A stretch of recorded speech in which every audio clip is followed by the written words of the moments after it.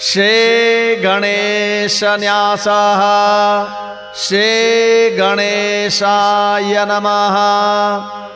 आचम्य प्राणायामं संकल्पं च कृत्वा दक्षिणहस्ते वक्रतुंडाय नमः, वामहस्ते शूर्पकर्णाय नमः, ओष्ठे विघ्नेशाय नमः, अधरोष्ठे चिंतामणये नमः, संपुटे गजाननाय नमः, दक्षिणपादे लंबोदराय नमः, वामपादे एकदंताय नमः, शिरसे एकदंताय नमः, चिबुके ब्रह्मणस्पतये नमः, दक्षिणनासिकायां विनायकाय नमः, वामनासिकायां ज्येष्ठराजाय नमः,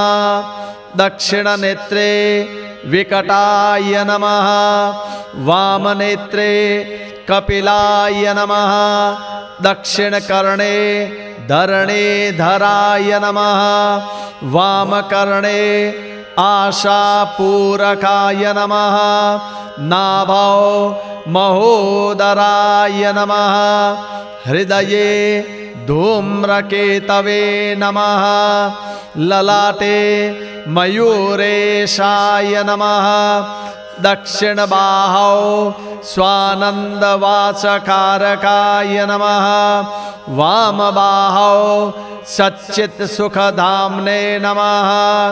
इति मुद्गलपुराणोक्त गणेशन्यासः।